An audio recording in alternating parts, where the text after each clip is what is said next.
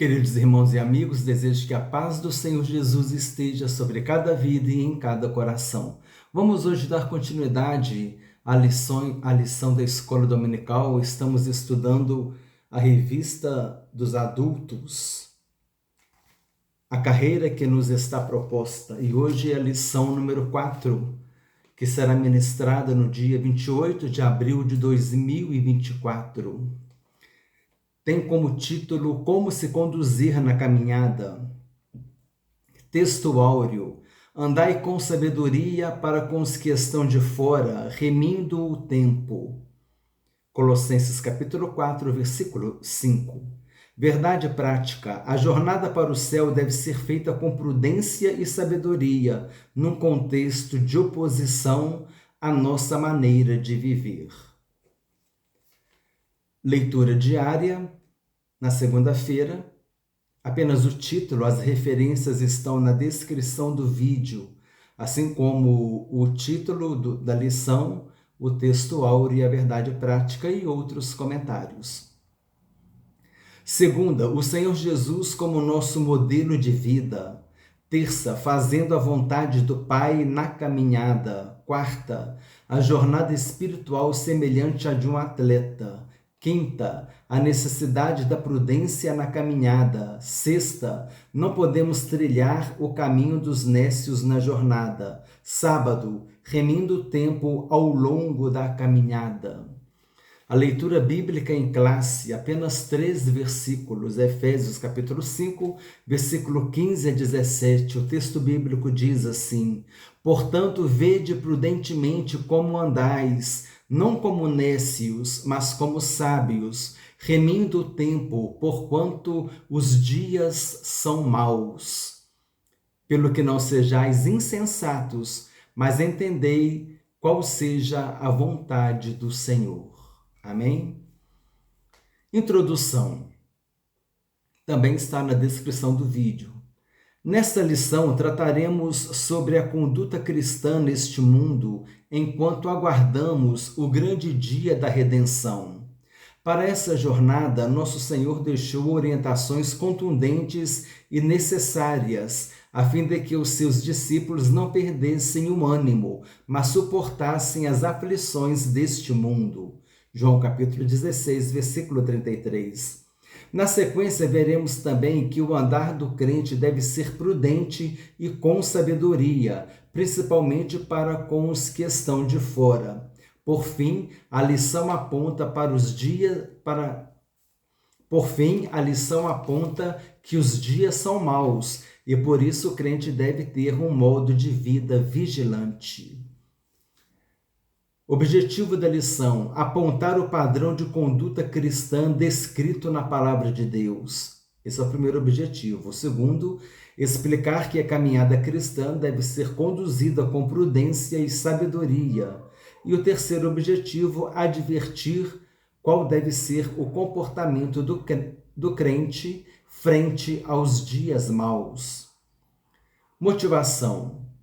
O maior desafio da vida cristã consiste em viver neste mundo de modo santo, justo e agradável a Deus. Para tanto, a Bíblia exorta quanto ao preparo espiritual do crente para lidar com os dias maus, que não são poucos. Aplicação. O apóstolo Paulo destaca na carta aos Romanos que não se envergonha do Evangelho de Cristo, pois é o poder de Deus para a salvação de todo aquele que crê. Romanos capítulo 1, versículo 16, Romanos 1, 16. Logo, praticar o Evangelho significa ter uma vida transformada de modo que a conduta da pessoa convertida é parecida com a de Cristo. Isso significa que viver o Evangelho não se resume a conhecer as Escrituras Sagradas, e sim a adotar seus valores e princípios como estilo de vida. O próprio apóstolo Tiago disse, que não é para a gente ser ouvinte, mas também praticante da palavra de Deus. Comentário da lição. A palavra-chave da lição é conduta. Introdução. Na jornada da vida cristã, o Pai Celestial estabelece o padrão de conduta para a vida eterna. Ele sinaliza como devemos agir ao longo desse caminho para o céu.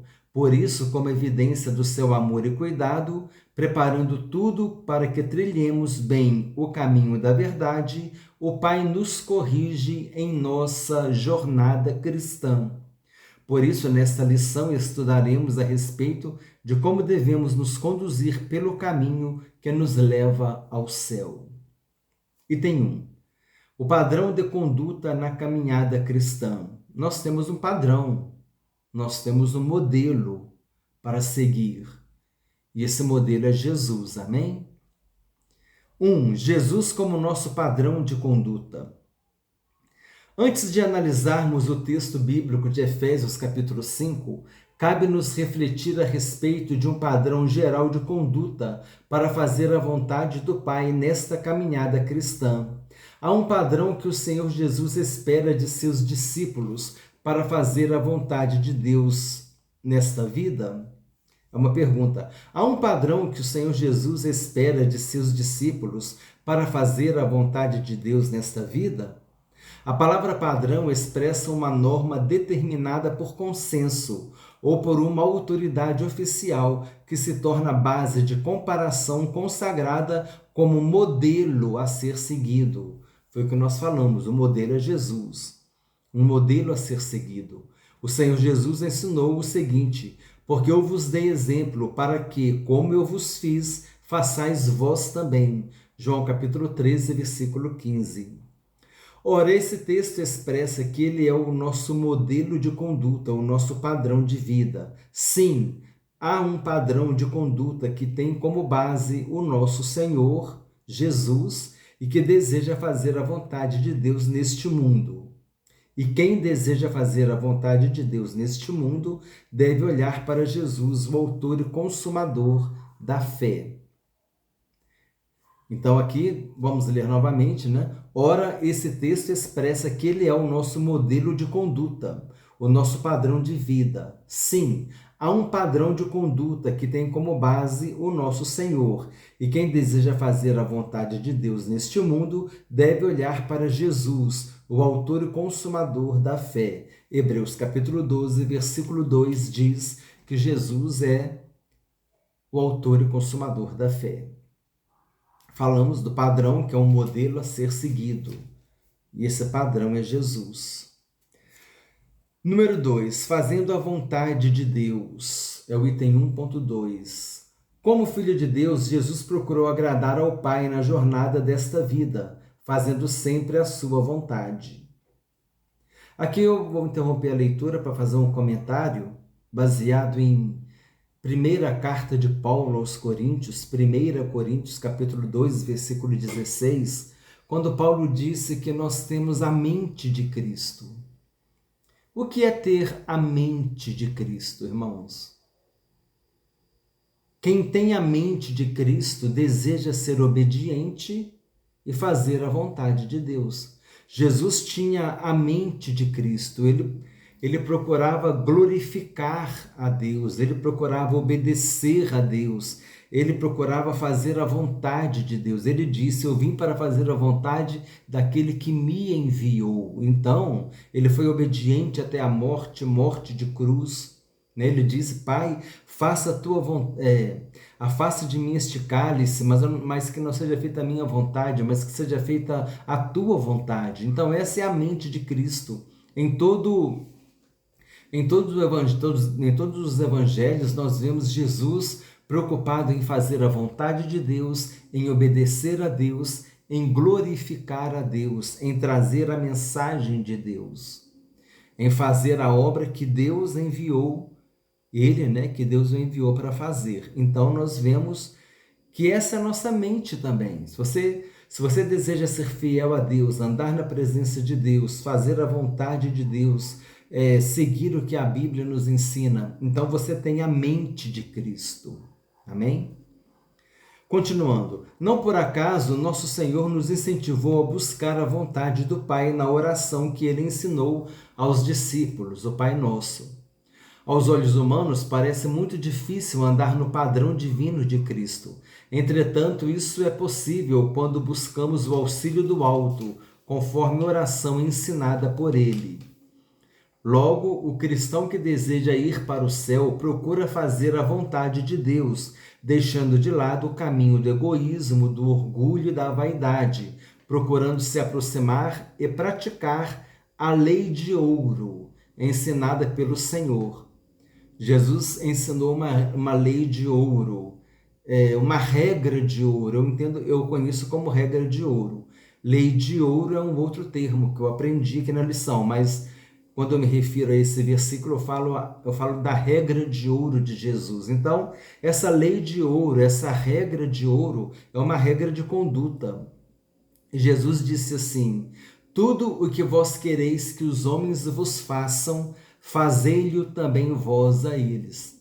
Fazei-lho também vós. Aquilo que você quer que o homem faça para você, você deve também fazer para o homem. Aquilo que você quer que o seu próximo te faça. Você quer gentileza, você quer amabilidade, você quer respeito.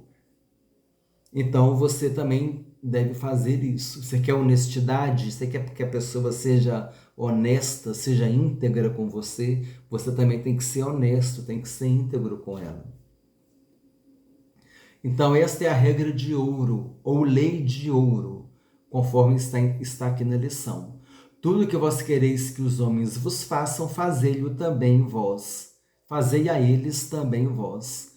É a regra de ouro, uma regra de conduta, ou a lei de ouro. 1.3. Uma vida cristã bem-sucedida. A respeito da vida cristã, o apóstolo Paulo disse que estamos numa competição espiritual e por isso devemos procurar o caminho certo para nos acharmos qualificados. Dessa forma, o cristão possui um padrão que o levará a uma vida espiritual bem-sucedida. Sabemos que pessoas bem-sucedidas procuram espelhar-se em outras pessoas ilustres, equilibradas e resilientes. O que é resiliência? Resiliência é aquela capacidade que você tem de resistir às dificuldades, a adversidade vem na sua vida, mas você não fica abatido, você leva um golpe, né? Mas você se levanta, você continua, você é persistente, você vai em frente, isso é resiliência, né? Se tem algum momento que você tem que parar, você para, mas não para porque você abandonou. Você para porque, às vezes, naquele momento, o mais sábio é parar, entendeu? Para depois você continuar. Ou aí você vai ter condutas sábias, você vai ter uma conduta que vai mostrar a sua resiliência. Diante da adversidade, você vai perseverar, você vai lutar, você vai prosseguir. Então, resiliência é mais ou menos nesse sentido. Capacidade de resistir e superar as dificuldades. Ou seja, não é para tirar a armadura, não é?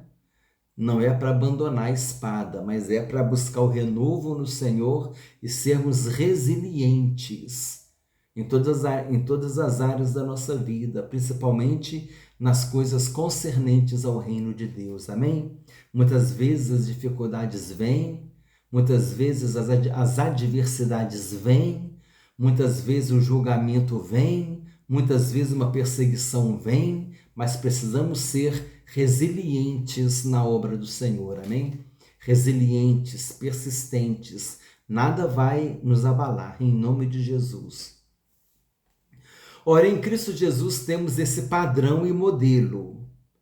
Ele foi resiliente, equilibrado e ilustre até a morte, de modo que o apóstolo Paulo escreveu sobre o nosso Senhor, exortando que o imitássemos. Filipenses capítulo 2, 5. De sorte que haja em vós o mesmo sentimento que houve também em Cristo Jesus. Né? Sinopse 1. Jesus é o nosso modelo de conduta, o nosso padrão de vida. Agora aqui tem um comentário que está na revista do professor. Aquele que diz que está nele também deve andar como ele andou. 1 João capítulo 2, versículo 6. Andar é periepatesen, uma palavra frequentemente usada como uma imagem do modo de vida. Esse periepatesen, né, ele vem lá do grego, do peripatéticos, que significa ambulante, aquele que anda, aquele que caminha.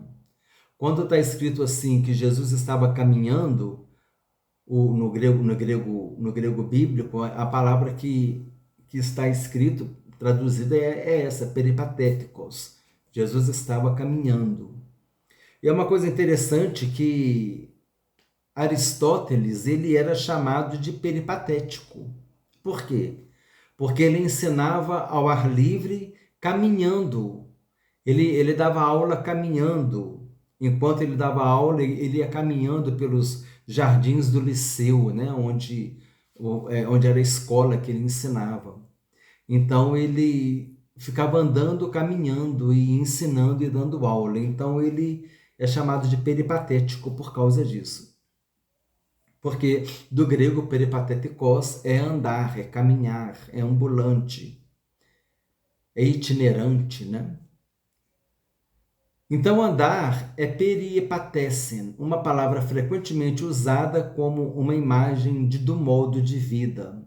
Só uma outra coisa aqui muito interessante é que o Aristóteles ele foi o mestre, né, de Alexandre o Grande.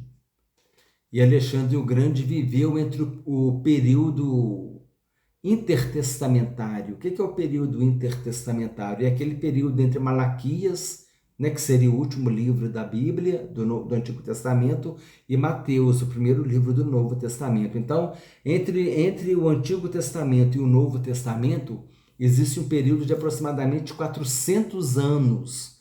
É o período intertestamentário, um período entre os dois testamentos, tem aproximadamente 400 anos, que é chamado de o silêncio de Deus, porque foram aproximadamente 400 anos que Deus ficou em silêncio, que Deus não usou o profeta para falar com o povo. Até que num determinado dia, né, chega João Batista, eu sou a voz do que clama no deserto, preparai o caminho do Senhor, endireitai as suas veredas, e ali já estava iniciando já a parte do Novo Testamento. Então, nesses 400 anos foi quando Alexandre o Grande ele viveu. Então, ele espalhou, né, o grego por todo o mundo, pelo seu domínio. E por isso que o grego, na época de Jesus, era a palavra, era o idioma do comércio, era o idioma dos comerciantes, era o idioma dos contratos comerciais. As pessoas falavam o grego, conversavam em grego, em todo aquele mundo da época ali do Império Romano, né? Isso é interessante, porque por isso que houve essa forte influência, porque a cultura grega é mais forte do que a cultura romana. Os romanos dominaram os gregos militarmente, mas culturalmente os gregos dominaram os romanos. E aquele idioma grego perseverou, e tanto é que depois o Novo Testamento foi escrito em grego. E o Antigo Testamento, a Septuaginta, ela foi traduzida também nesse período intertestamentário. A Septuaginta é a tradução do Antigo Testamento do hebraico para o grego. Então, o Antigo Testamento foi traduzido do hebraico para o grego, que era o idioma mundial da época. E depois o Novo Testamento foi escrito em grego também. Ou seja, olha como a sabedoria de Deus, o domínio de Deus. Por isso que eu falo, Deus é o Senhor da história. Ele tem o controle de todas as coisas. Então agora com a Septuaginta tinha o Antigo Testamento em grego e o Novo Testamento escrito em grego, que era o idioma mundial da época. Quer dizer, todos tinham a revelação completa da palavra de Deus no idioma que era conhecido, que era o principal idioma da época. Então todos tinham acesso à revelação especial de Deus, que é a sua palavra. Olha como Deus escreve a história, irmãos.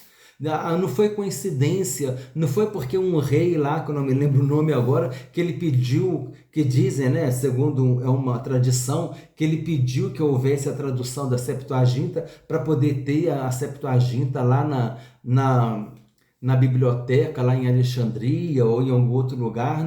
Nada disso. O que aconteceu é que eles queriam. Era Deus escrevendo a história. Deus queria que a revelação dele estivesse em acesso para todas as pessoas. E por isso que o grego, no Antigo Testamento, foi traduzido do hebraico para o grego. Porque nem todos sabiam o hebraico, mas sabiam o grego.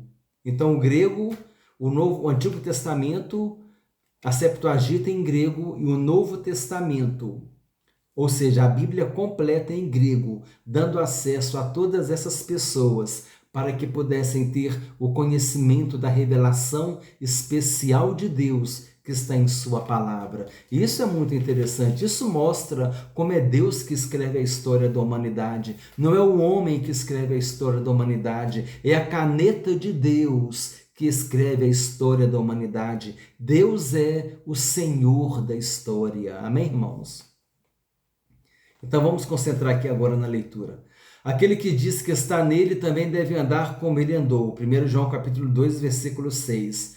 Andar é periepatesen, uma palavra frequentemente usada como uma imagem de modo de vida.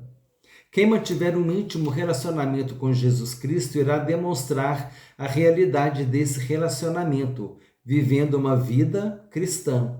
Os tempos dos verbos, os tempos das conjugações verbais, né, deixam claro que João está falando a respeito de estilo de vida, andar como estilo de vida, ou modo de viver, maneira de viver. O que se está afirmando não é que essa pessoa está salva, mas que ela está vivendo em comunhão com o Senhor. Que ela está nele. A prova desta reivindicação, não a prova da reivindicação de ser salva, é que essa pessoa mantém um modo de vida cristão. É aquela pessoa que está transformada por Deus e vive numa conduta de vida de acordo com a palavra de Deus, de acordo com a vontade de Deus.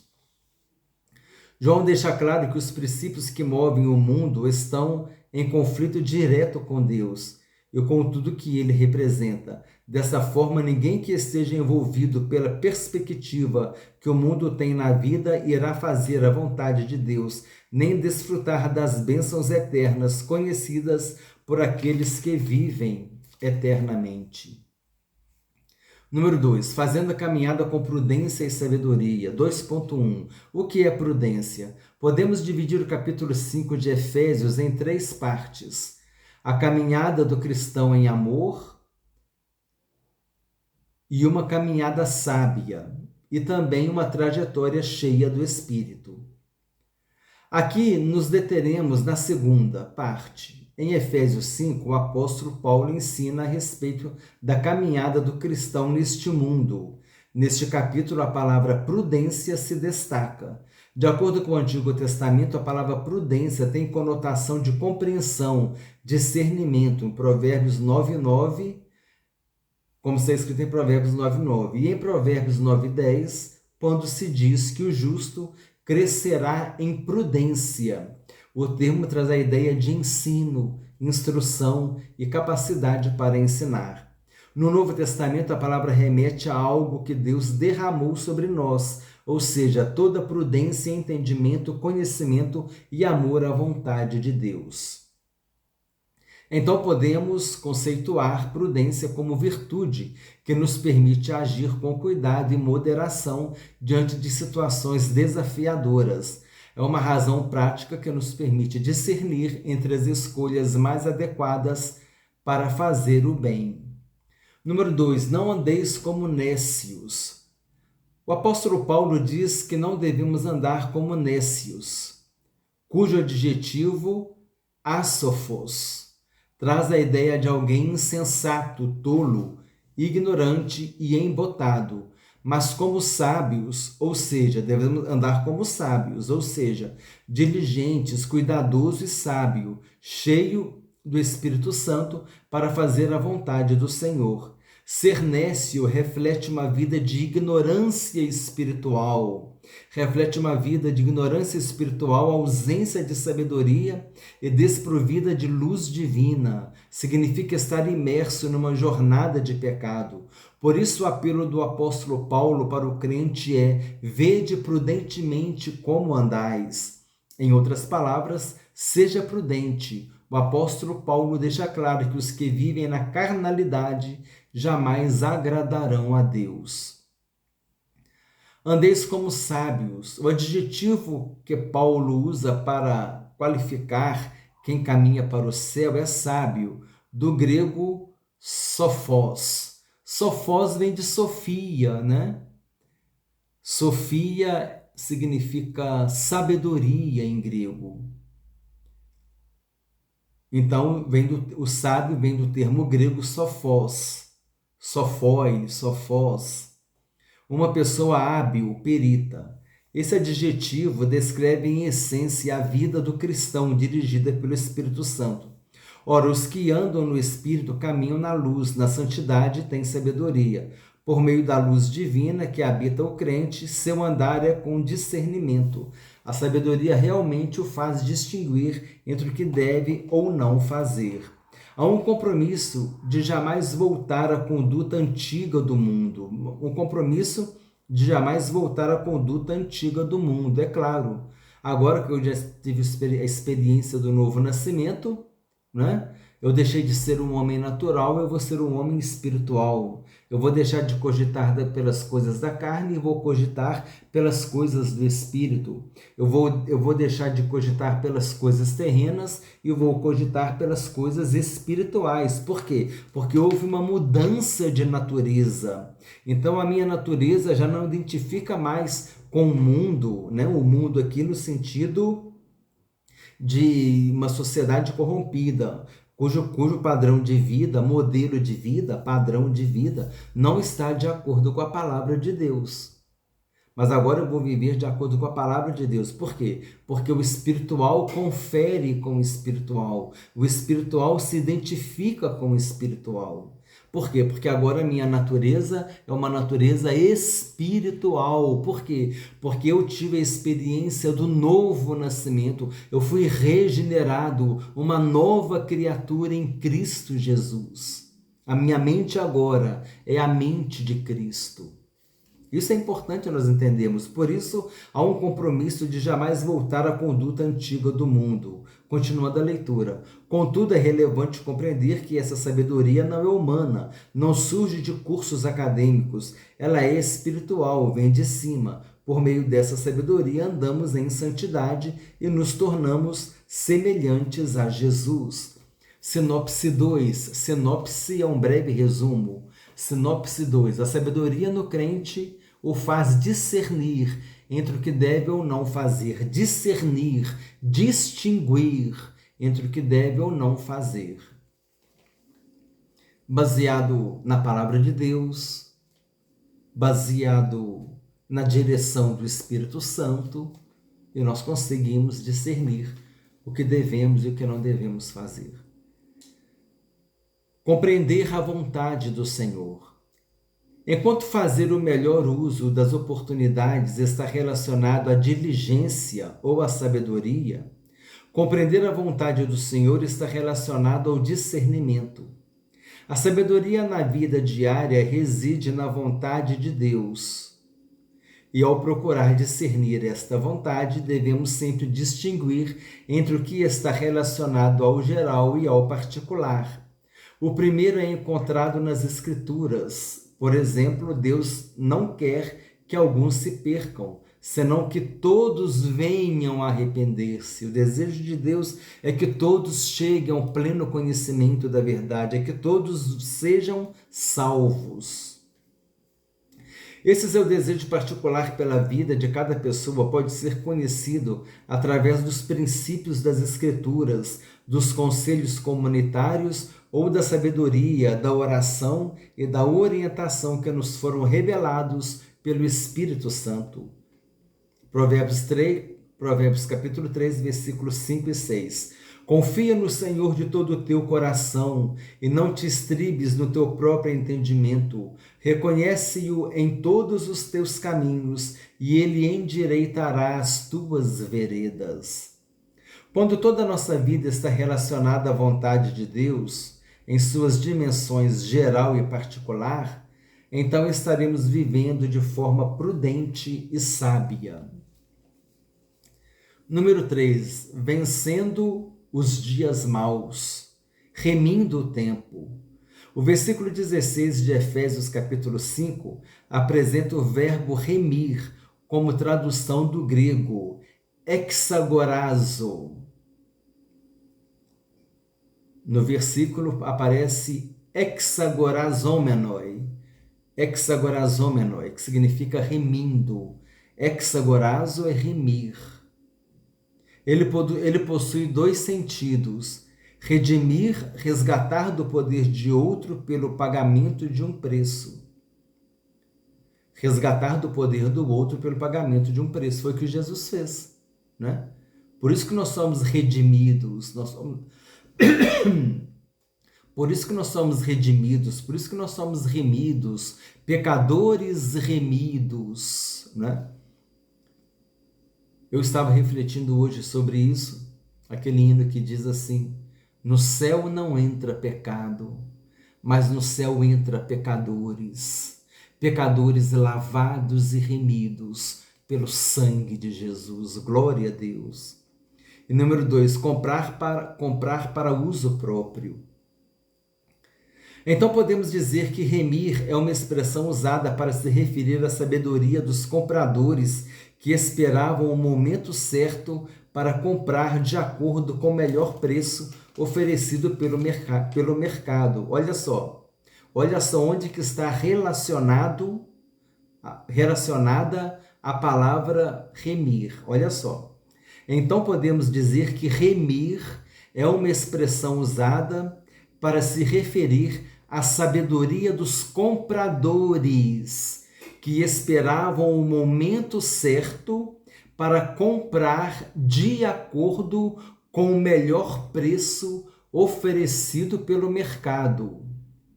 Com a expressão remindo o tempo, o apóstolo Paulo se refere ao cristão que se conduz de maneira proveitosa e sábia no contexto deste mundo. Remindo o tempo e a volta de Jesus. Quando se fala a respeito de remir o tempo entre os cristãos primitivos, estes tinham em mente a iminência da segunda vinda do Senhor Jesus, ou seja, esse esperado acontecimento poderia acontecer a qualquer momento. Por isso, os cristãos eram incentivados a procurar sabiamente aproveitar todas as oportunidades, em especial no sentido de se prepararem espiritualmente para aquele dia. Assim, a perspectiva da iminente volta do Senhor Jesus faz com que não percamos tempo com coisas banais. Antes, nos exorta a viver de maneira sábia, santa e piedosa, pois o Senhor Jesus pode voltar a qualquer momento. 1 Tessalonicenses capítulo 4, versículo 15. Irmãos, presta atenção agora. Essa doutrina aqui ela é muito séria e muito importante. A lição diz que nós não devemos perder tempo com coisas banais. Amém? Devemos viver como se Jesus fosse voltar agora. Mas devemos planejar as nossas vidas como se Jesus fosse voltar daqui a 100 anos. Já teve caso de jovem que abriu mão de emprego, que abriu mão de carreira militar, porque Jesus estava voltando. Está errado, irmãos. Você tem que estudar. Você quer estudar? Estuda. Você quer trabalhar? Trabalha. Quer fazer um concurso? Quer ter um emprego? Quer comprar uma casa? Quer fazer um projeto? Quer comprar um carro? Os seus projetos, os seus planos de vida, você vai Você vai planejando a sua vida como se Jesus fosse voltar daqui a 100 anos. Você vai planejando a sua vida como se você fosse ficar velhinho, velhinho, velhinho de 95 anos, entendeu? Não importa a sua idade agora. Ainda mais se você quer um jovem aí, um jovem adulto. Você tem que planejar a tua vida diariamente, o teu emprego, o teu salário, as suas conquistas, o seu estudo. Ah, eu quero fazer uma pós-graduação. Você tem que fazer tudo, você tem que planejar. Não, eu vou abrir uma firma para mim, vou comprar uma fazenda, vou comprar um sítio, vou comprar um lote, vou construir, vou alugar. Seja os planos que você tiver na tua vida, você deve levar a sua vida e os seus planos como se Jesus fosse voltar daqui a 100 anos. Mas em relação à sua vida espiritual e à sua preparação espiritual, a gente tem que viver como se Jesus fosse voltar agora. A gente planejar a vida é uma coisa. Isso não te desqualifica espiritualmente. Você está estudando, está fazendo um curso preparatório, um curso profissionalizante, você quer trabalhar, você quer ter o seu salário, você quer estudar, quer fazer uma faculdade, isso não muda a tua preparação espiritual se Jesus voltar agora. Agora, não, aqui quando ele fala não percamos tempo com coisas banais, é com coisas que você não... É com o mundo, com as coisas que o mundo te oferece. Coisas que espiritualmente vão até te fazer mal, entendeu? Mas é nesse sentido, tá bom, irmãos? Então não deixa entrar na tua mente isso. Ah, eu vou deixar de estudar, vou deixar de fazer uma pós-graduação, eu vou deixar de trabalhar, eu não vou comprar um terreno, não vou construir, não vou fazer nada, eu vou só viver da minha vida porque Jesus está voltando. Não. Constrói a tua vida. Planeja a tua vida, planeja o teu futuro e vive preparado para ser arrebatado por Deus. Não precisa abrir mão dos seus projetos, das suas conquistas. Você pode estar conquistando e estar preparado para ser arrebatado. Jesus voltou, fica tudo aí, né? E vamos para a morada celestial, amém? A nossa pátria está no céu. Aqui nós somos simplesmente embaixadores de Jesus. Deixa no comentário o que você acha sobre esse comentário, porque não pode abrir mão, irmãos. Ah, não vou estudar não, porque Jesus está voltando. Ah, não vou trabalhar não vou me capacitar não, porque Jesus está voltando. Não, vive como se ele fosse voltar daqui a 100 anos. Mas vive uma vida diante de Deus, se ele voltar agora, até mesmo porque ele pode voltar, né? Ou Jesus vem para nós, ou nós vamos para Jesus, né? Às vezes a gente vai para Jesus antes dele voltar. Então, precisamos estar preparados, amém? Número 3, os dias são maus. O item 3.3, os dias são maus. Outra expressão que chama atenção é os dias são maus. Ela revela que estamos inseridos numa sociedade dominada pelo pecado, que pode tomar o nosso tempo e nos levar à prática do mal. Não podemos nos conformar com essa possibilidade, não podemos ser insensatos a tal ponto, mas entender qual seja a vontade de Deus. Desse modo, a vontade de Deus tem a ver com, como cristão, aproveitarmos o tempo para fortalecer nossa vida espiritual, praticar o bem para com os outros, ler a Bíblia, orar, se consagrar e congregar. Então, é pertinente ao comentário que eu fiz aqui agora. Desse modo, a vontade de Deus tem a ver, como cristãos, aproveitarmos o tempo para fortalecer a nossa vida espiritual, praticar o bem para com os outros, ler a Bíblia, orar, se consagrar e congregar. Vai cuidando da sua vida espiritual, da sua comunhão com Deus, do teu chamado, do teu ministério, mas vai planejando a tua vida. Você não vai se envolver com pecado, mas você vai planejando a sua vida, vai estudando, vai se capacitando ou trabalhando, né? E vai construindo e conquistando os seus projetos e os seus sonhos. Ah, não vou ter sonho, não vou ter projeto, não, porque Jesus está voltando. Não é isso, irmãos. Nem Deus quer isso. Deus ele quer que você conquiste, né? Deus ele quer te abençoar. Buscai, pois, em primeiro lugar o reino de Deus e as demais coisas vos serão acrescentadas. É claro que há um contexto no qual Jesus falou esse versículo, mas nós podemos aplicar isso para nós. Vamos buscar ter uma vida com Deus em primeiro lugar e as outras coisas ele vai acrescentando em nossas vidas. Amém? Sinopse 3. O crente deve fortalecer a sua vida espiritual para lidar com as adversidades dos dias maus. Conclusão. Em nossa caminhada para as mansões celestiais, precisamos seguir o padrão divino, isto é, as normas determinadas pelo Pai que estão inseridas em sua palavra. É preciso viver sábia e prudentemente, aproveitando bem as oportunidades de fazer o bem e não deixarmos-nos dominar pelos dias maus, na certeza de que a vinda do Senhor se aproxima, e isso nos incentiva de maneira santa. Vamos aplicar aqui um pouco do conhecimento e não deixarmos-nos dominar pelos dias maus, quer dizer, a gente não vai deixar que os dias maus nos dominem. Nós lemos essa palavrinha, como é que é? Resiliência. Os dias maus não vão te dominar. Resiliência. Você vai lutando nas dificuldades, vai vencendo as barreiras. É muito interessante, se eu não me engano, tem uma imagem que fala muito sobre a resiliência. Sabe qual que é? A imagem da palmeira. A palmeira está aqui, né? Meu braço é palmeira, tá? Aqui está a palmeira. Se vem um vento forte, o que ele faz? A palmeira vai, ela baixa e ela deixa o quê? Ela deixa o vento passar. Quando o vento passou, ela levanta de novo. Aí a palmeira faz isso. O vento forte, ela baixa, ela levanta. Então essa palmeira. Então nós somos como a palmeira.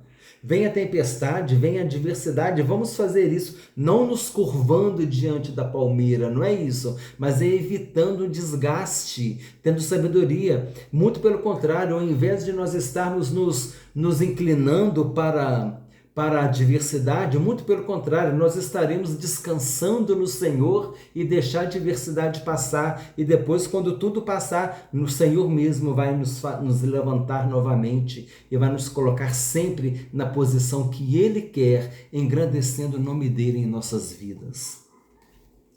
Revisão do conteúdo. Primeira pergunta. O que a palavra padrão expressa? A palavra padrão expressa uma norma determinada por consenso ou por uma autoridade oficial que se torna base de comparação consagrada como modelo a ser seguido. Número 2. Como o capítulo 5 da carta aos Efésios pode ser dividido? Podemos dividir o capítulo 5 de Efésios em 3 partes. A caminhada do cristão em amor, uma caminhada sábia, que foi o item destacado na lição, e uma caminhada cheia do Espírito Santo. Número 3. De acordo com a lição, conceitue as palavras prudência e nécio. Podemos conceituar prudência como virtude que nos permite agir com cuidado e moderação diante de situações desafiadoras. É uma razão prática que nos permite discernir entre as escolhas mais adequadas para fazer o bem. Número 4. Explica a expressão remir. Remir é uma expressão usada para se referir à sabedoria dos compradores que esperavam o momento certo para comprar de acordo com o melhor preço oferecido pelo mercado. E aqui eu fiz a aplicação, porque nós fomos remidos pelo sangue de Jesus, nós somos comprados pelo sangue de Jesus. Apocalipse disse que Jesus nos comprou com o seu sangue, porque os mercadores eles esperavam o melhor momento para poder fazer a compra, mas na plenitude do tempo, Deus enviou seu Filho, nascido de mulher, nascido sob a lei, para ser crucificado na cruz do Calvário e lá derramar o sangue, que foi o preço que nos remiu, que foi o preço que nos comprou e nos levou para a presença de Deus. Olha a profundidade dessa palavra quando nós falamos que nós somos remidos pelo Senhor Jesus. Eu sou um pecador remido, porque Jesus me comprou com o sangue dele. Nós fomos comprados por alto preço, e o preço foi o sangue de Jesus derramado na cruz do Calvário. No melhor tempo para fazer a compra, os pecadores remindo o tempo ali, eles esperavam o melhor tempo no mercado para comprar a bom preço. O melhor tempo na Bíblia é a plenitude do tempo, como está escrito no livro de Gálatas, se eu não me engano, no capítulo 4, versículo 4, que diz que Jesus veio na plenitude do tempo para fazer a obra de salvação na cruz do Calvário. Nós somos remidos, porque não foi preço, não foi ouro, não foi prata, não foi sangue de bode, não foi sangue de carneiro que nos comprou. Nós não fomos resgatados por isso, do nosso fútil procedimento, mas nós fomos comprados pelo precioso sangue, como de um cordeiro sem defeito e sem mácula, o sangue de Cristo, como nos ensinou o apóstolo Pedro em uma de suas epístolas. Olha a profundidade da palavra remido. Nós somos remidos pelo Senhor, aleluia, glória a Deus, e nós não merecíamos, mas o Senhor nos amou primeiro, e nos amou de tal maneira que enviou o seu único Filho, para todo aquele que nele crer não pereça, mas tenha vida eterna. Creia em Jesus como teu único Senhor e o suficiente Salvador. Ele disse que ele tem na terra autoridade para perdoar pecados, e ele disse: para as minhas ovelhas eu dou a vida eterna. Renda-se ao Senhor Jesus Cristo, só ele pode te dar a salvação e a vida eterna. A pergunta 5, o que a expressão os dias são maus revela? Essa expressão revela que estamos inseridos numa sociedade dominada pelo pecado, que pode tomar o nosso tempo e nos levar à prática do mal. Esses dias são maus e nós vamos perseverando com resiliência nos dias maus, perseverando em fidelidade ao Senhor. Amém? Assim, irmãos, terminamos a lição, mais uma lição, graças a Deus. Compartilha com irmãos e amigos, compartilha com aqueles que estão estudando esta revista na sua classe de escola dominical, compartilha com todos aqueles que gostam de estudar a palavra de Deus, compartilha com aquela pessoa que você está evangelizando, porque é o poder do Evangelho, o Evangelho é o poder de Deus para a salvação de todo aquele que crê. Desejo que Deus te abençoe ricamente, em nome do Senhor Jesus Cristo.